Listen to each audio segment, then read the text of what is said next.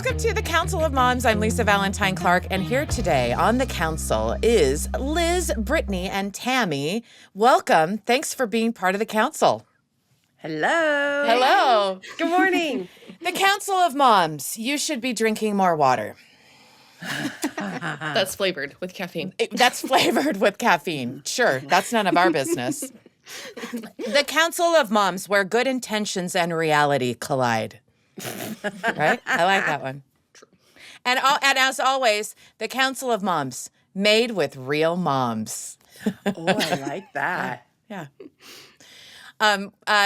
This question comes from using your expertise on something that a lot of people are hesitant to talk about, but I get a lot of questions about this. So that is about blending families and what happens when you feel like you're the exception and you need a specialized counsel. Well, we've taken care of that for you.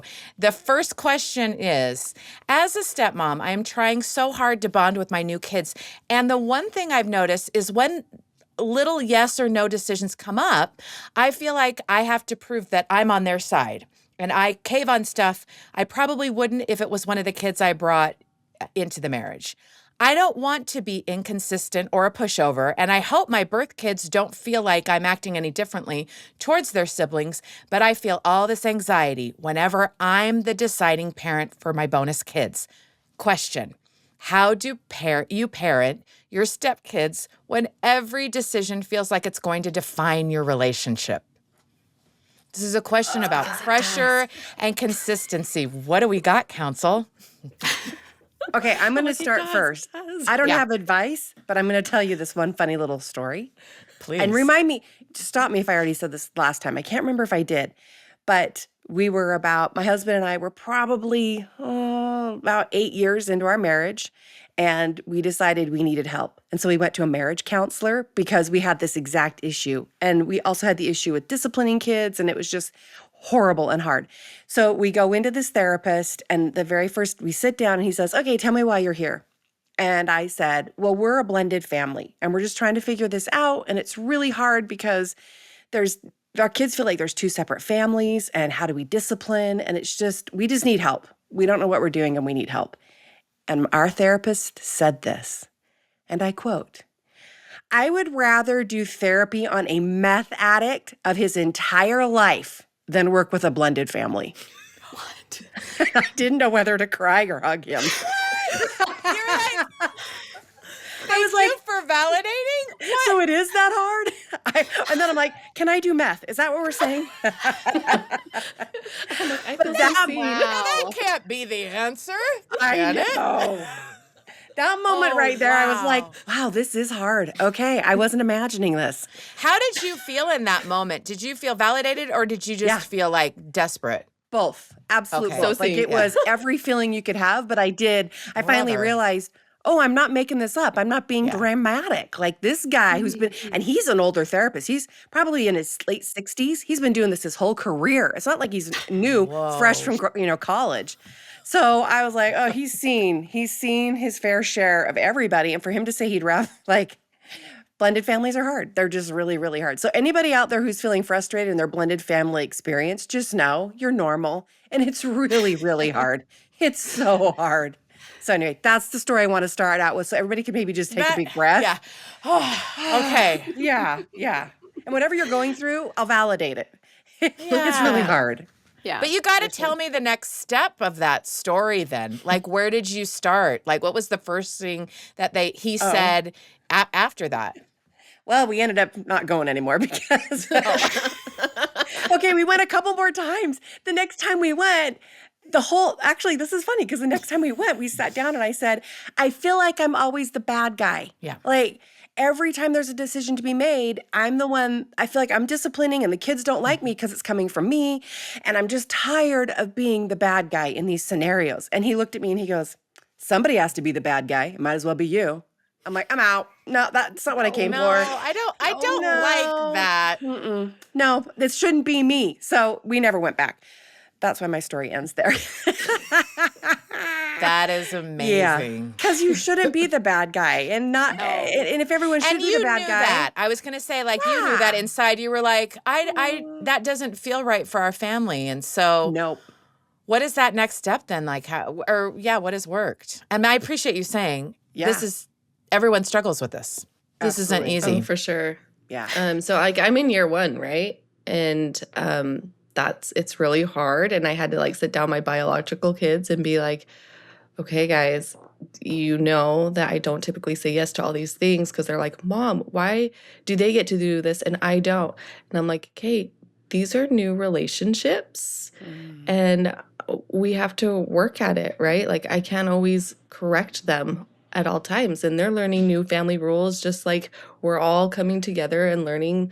We're all in this playing ground, right? Like we're trying to figure this out. And that helped. But now that we're like a year in, they're like, we got fair polices everywhere. They're like, well, why does so-and-so get to do this? And that one's a hard question because I'm like, well, y'all are different. We got to parent you differently. I don't know. I don't know what to tell you. Yeah. Yeah. And that's honest. I appreciate that about you, Liz, of just, you're going to explain to your kids, even though they're younger, you're going to explain to them and you're teaching them about relationships. Yeah, they're and about brand new, trust. right? And they're brand new. And it's different than with more time. Well, and the fair police is interesting because I say this to my kids all the time, and last night my daughter used it on me, so it must mean it's working. But I say to her, and I say this often in my family, you don't want it to be fair. Because if it's fair, let me tell you what that's going to look like for you. Like that's a big thing we always have to keep reminding them of. We have a special needs daughter, so she does get preferential treatment, and my kids don't like that. And I get it, but I have to remind them, like, you don't want it to be fair, because then if it's fair, you're going to have her disability or whatever it is. Or you don't want it to be fair because if it's fair, then your mom has to die of cancer and your dad lives. Like, let's get rid of the word fair in our family. Nothing, we're not gonna, that can't be our ruler for how we gauge things. And so, the other night I was talking, my daughter said to me, you don't want it to be fair, because I did say it. I know that's not fair. And then she used it against me, and I was like, touche, okay. So it does work, but it's hard to balance that. And it's hard to remind kids who are growing, whose world should be fair. But maybe it's good. I don't know, Brittany, I'd love your thoughts. Like, maybe it's good to remind them, like, you don't want it to be fair. Right. Yeah. Well, and I like to think, too, that fair does not mean equal. So it actually, you can shoot for fairness, but it's not equal. Does that make sense? That. Yeah. Yeah, give So us an example, like, of how that would work. So in our family, we try to make sure everybody feels loved, respected, validated, heard, all of those things. That's keeping it fair. But my 5-year-old needs maybe more intense interaction than like the 16-year-old, right? So it's not equal, but it is still fair. I like to think of like the analogy of like one of my kids totally grew out of their shoes. They need new shoes. Do I have to buy everybody new shoes? That would make it equal. No, because if they haven't grown out of their shoes yet, it's not their turn, right? Does that make sense? So it doesn't look the same for everybody, but it is as fair as we could make it. That's what we're shooting for. It is tricky too. I have, in our family, my stepson has totally different opportunities than all the other kids. Like he literally gets to travel the world, and that's so awesome for him. But every once in a while, the other kids get like this jealousy or like, well, why is this happening? And that is a conversation that we have, like, you know what? I wish I could go too. Like, these are real feelings. And I feel a little bit jealous that he's gone to this place and that place. Yeah. And like validating their experience in that and saying like, yeah, that is a real feeling that's coming up. And I also wouldn't choose those circumstances. I wouldn't choose to like be torn between two homes. And so we try to explain, like Liz was saying, have those conversations, talk about the big feelings and those things. But I also wanted to mention that when I was just in the first couple years of blending our family, I really, really wanted my stepson to like me. And so I was always working really hard, like, how can I get him to like me better? And I realized that that was backfiring on me. That was like Oh. actually creating more issues because our job is Kids to are not be so liked. smart. Yes, Yeah, they're Right. so kids are smart. stinking smart. They are But our job is leeches to not too. Yeah. smart leeches. So Our job smart. is to not be liked, it's to be like the leader, like a safe, predictable adult in their life. And so um, as we work to get the family rules, as we align as a couple, that's going to be one of the most important things you can do in your family is getting aligned, because then it will feel more fair to all the kids in the family. Yeah. I'm going to stop talking because I can just keep going, but your No, I job love is to it. not be liked. You could probably say it's not equal, but it's equitable. Like I love those two different, like that's how our family operates. We're not equal, but we're equitable. And I like your shoes analogy. That's equitable for sure. Like Or she you needs can shoes. just have your kids watch The Giver and be like, you really don't want it to be fair. See? Yeah. Oh, I like that. Using literature and science fiction Yes. to show to carry that thread all the way to the end and see, do you see what I'm doing? We're so smart. We're not going to do that. Yeah. I like that, Liz. I like I that actually Liz. really do. Yeah, I do Cautionary too. tales actually is a really great idea. You're my people because you offered a movie and you didn't say, let's read the book as a family. Thank you. Because I'm like, I'll watch the movie. I'm not reading I'm going to anything. read the Oh my book. God. Can you imagine me trying to read with 8 kids? I'm like, No. shh, quiet. Sit around, We're getting to the good part. I don't want to read anything. I got free time. It's not with a book. Oh, love it. Well, it is hard because I think in the question too, it feels so loaded that like every decision and every interaction, you feel like it's defining your relationship. How do you In the take beginning, some you of that? do. Like you do. So when does that turn, or what's that tipping point of when you just feel like, no, we're just living life, and not everything has to, every decision or interaction has to weigh the same in like what it means for our relationship. Okay, I kind of wonder if some of this has to do with like the prep work of dating, like the blended family, right? Because you don't just date the spouse, right? Like your future spouse, you kind of date the kids, and a little bit like get to know them and establish trust, and you're building that relationship. I wonder if you do more prep work that way, that you feel less that way in the marriage, right? Oh, that's It's an just something to interesting think idea. about. I haven't thought about that. What would that look like, do you think? Because I've never Because you have thought of older it that way. kids, Yeah, and I have like older a guy kids. coming in to your guys' family dynamic, he's gonna have to like slowly get to know them. And so he's gonna Kids have to would say be yes to a lot of stuff, right? Yeah. Yeah. Yeah. I don't Yeah. know how that would work, but yeah. Anyway, yes. And so you do say yes to things that you don't typically say yes to, because you're kind of like figuring out that relationship and establishing trust. And I do think it's like a courting process. And at some point you get secure in your relationship and you're like, no, we have boundaries. Yeah. Okay, that's so interesting. How did you do that with Mark? With our kids? Yeah. Oh man, we were just talking about this. I think accumulative, because we were long distance dating. The kids maybe knew, like, we're in person together. Oh, this is a generous number. Let's just say 40 days. 40 days that they had in-person interactions before they became a family. And that's generous because you're traveling a lot and sometimes you're bringing one kid or two, but like all together. And I moved when I was engaged, and so like there was like a month there, Still, yeah, there is that courting process. I think for us, like with some of the kids, that courting process was longer than others, because like with the older ones, I was able to spend a lot of time with them, get them to school, and like have these natural bonding experiences with them. And then it wasn't like I needed to say yes to all these things. But some of the other ones, it just took longer. I don't know. I think every relationship is just different. But I don't know. The more I think about it, the more I say it's a courting process. Oh, that's so fascinating. That's an interesting perspective. And Yeah. I feel like a blended family magnifies everything and makes it bigger than it needs to be. For instance, so when our oldest left for college, and now she has since graduated from law school, she's 28. And she starts to see things and say, well, you didn't do that for me, and that's not fair, and you raised me different. But she's thinking it's because I'm not her mom and I'm the stepmom or whatever you want to Mm. call it. But the reality is, I had to sit down with her and we had to go to therapy about this. And I had to say, you're going through what every oldest child Yeah, goes I was going through. to say It my doesn't kids matter. Yeah. my kids say that and they don't Yes. have a bonus parent. They're like, you're Exactly. raising the younger ones a lot and I go, yeah, cuz I'm Yeah. different. Yep. Totally. We're- And and so, our parenting. yeah. the reality is that every kid going, like, I think a lot of things our kids are going through, every kid goes through. Yeah. It's just they like to have somebody to blame it on and a reason why they don't like it, and it's you.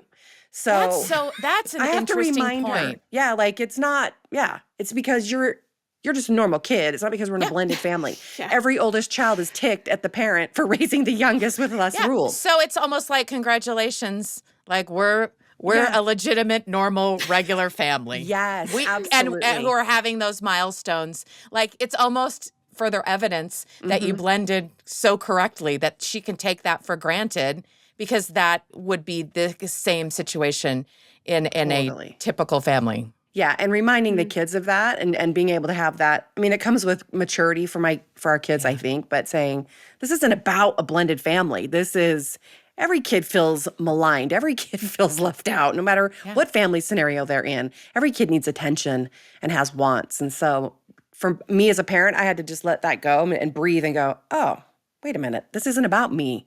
I'm not a mean mom. I'm just a mom. And I like how you said, Brittany, and I'm not your friend. I don't need to be your buddy. Like, I need to be a safe place. You need to feel like you're loved when you come home, and I'll feed you. And pretty much that's it. Yeah, I like That's how that. we win them over. Just Yeah. bring I all feel the like- snacks. I feel like it's super important that we don't tiptoe around the relationship, that we show up as our genuine self, Yeah. because walking on eggshells around anyone is not healthy. Yeah. But just always with kindness, always from a place of love. If that's not accessible in the moment, then like go work on some things in you to make that happen, right? How can I show up with love? But love looks like setting boundaries. It looks like having rules. That's what we do as parents. Something I've asked myself before when I'm in a situation like, well, it's my stepchild, so da-da-da-da. I'm like, well, what would I do if it was like my biological child?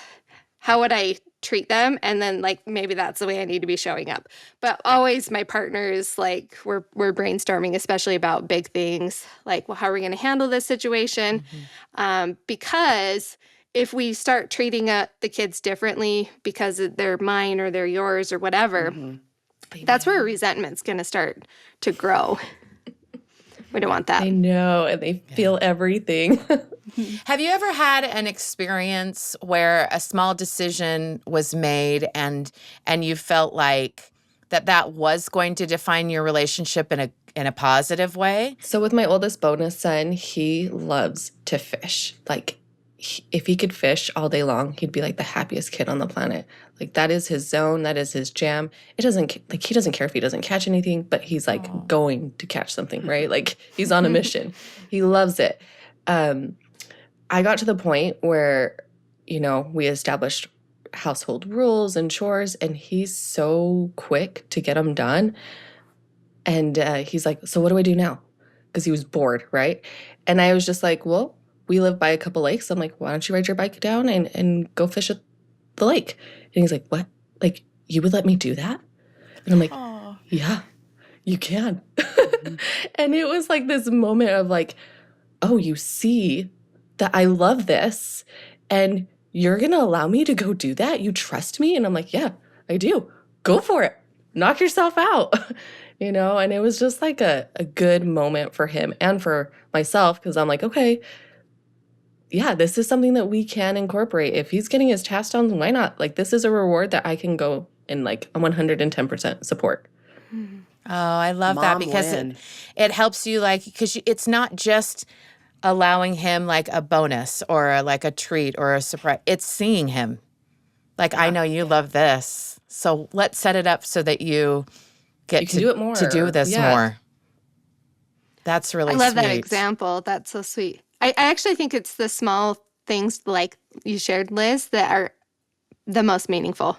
It's those moments like Lisa was just saying where their kids feel seen, they feel like they're valuable in the family. I'm just thinking back in our family, it's been a long time, so I'd have to think back quite a ways, but it always was those moments where it was like just the smallest thing, like a compliment or me going out of my way to do something thoughtful, like make the favorite dinner, or where I'm just not harping on them all the time, right? Like just to be thoughtful. And that can be hard to do sometimes, if we're being honest, in a blended family. It can be hard to be in that mental space where I want to show up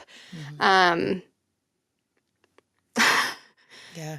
from a healthy place. But when you can find that, that's really where you build the connection. So it's not even about rules. It's not about the fairness. It's about like showing everyone how loved they are and that they're needed in this family.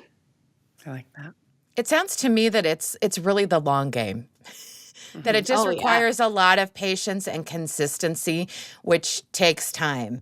And that like pushing through to that so that they know, oh yeah, I can trust you, and now I'm starting to get to know you too. You know. And it feels like it takes more time, especially when they're younger, you know, like because they're still trying to figure out their sort of baseline of what they think and how they want to live. And as You're they're not just escaping this, Lisa. You're older, so they're going to take time too. Like, what are you talking about? Oh, it's just I the don't know younger. what you're talking about, Liz. This is hypothetical for me. I don't have to talk about anything specific. I'm like, you're not escaping anything. Not over. Yeah. How is it different, do you think, from kids living in your home to adult kids? How would that be different? It's Yeah, totally different. Tell me. I'd love to know. So someone told me once that the age that the kids are when you get married, that's how many years it will take to feel like you're really blended. So I'll the be biggest dead, difference- even if I got remarried tomorrow. Yeah. Got it. Thanks. Sorry, it's reality here. Again, totally hypothetical. The biggest difference would be that at some point, because my kids were young when we got married, they will feel like a deeper bond. Yeah. Versus your kids, they could have a great relationship, but it won't be the same depth. Yeah. It's going to be more surface level, like, oh, he's a good person, like type of relationship versus this is like my other parent. Right. Yeah, so my parents are divorced, right? And so I am the child, right? Yeah. What's that like for you? It's super interesting. I have my dad, whose wife doesn't really interact with the family that much. And so to me, she's just his wife. And then my mom, her husband, they come over and like they make effort with the kids and they've like spent a lot of time in the family. And he is grandpa to my kids, but to me, he's almost like a father-in-law, not my stepdad. Does that make sense? Interesting. Yeah, is very that's an interesting. interesting way to describe it. I appreciate that. Yeah. Yeah. So I just think like there's like love, but like it just takes time. Yeah. So that like he's a good person in my life and I appreciate how he grandparents my kids, right? And that he treats them all. And because of that, I feel like I can view him as a father-in-law instead of just my mom's husband. That's so Yeah. interesting. So like I said, you're not escaping anything. What? I am by being single. Hey, there you are. Yeah, totally. Oh, I wonder, in our conversations, the thing that like I've really appreciated about this particular discussion is this idea that just how Tammy started it off. This is hard. And if you're figuring out like, I don't know how this is going to work, that you're not alone in it. But this like, but look at you all. Like you're all in it. You all love all of your kids. There's no doubt about it. And you're all committed with consistency and showing up in significant ways. And it's really a beautiful thing to watch. And so I do appreciate you sharing the really hard parts of your life in an honest way. Do you have any other like last minute, as we're wrapping this question up, pieces of advice that you would love to send out to the council? There's always snacks, guys. There's always snacks. Always snacks. I like that. Yeah. They make it better. I believe that. Yeah. There's always cheese. There's always there's always snacks, there's always cheese. Yeah. Brittany? I mean, mine's a real thought. So. Sorry. Mine's not. Hey, snacks are real. I mean, that's good too. But the thought that's coming to me is if you feel like you're having to tiptoe around certain relationships, I would look into that further, because what you don't want to happen is to lose yourself in this role. And that happens over and over again with people that I work with. I see it happen, and it is a recipe for disaster. So if you're feeling like you're having to tiptoe, I would seek out some type of support. I love that. Good and that's advice. a great plug for having like your own council of moms, right? Mm-hmm. Where you can come and process kind of some of that stuff, not with the children, but with your friends, to be able to not lose yourself, to be able to show up like genuinely and authentically, because that's a privilege. That's a gift to strengthen the relationship. I love that. Well, thank you for coming to the Council of Moms. Liz, Brittany, Tammy, thank you for sharing your hard-won knowledge with us in such a fun, accessible way. If you are listening to the Council of Moms, thanks. Don't forget to subscribe. And we're over on YouTube. You can see what we look like. And you can see all of our facial expressions. Those are fun. Because that just brings another level to it. And, send this to somebody that you know who is blending family, to somebody that you love. Send them this episode and let's bring more people into the conversation. Thanks.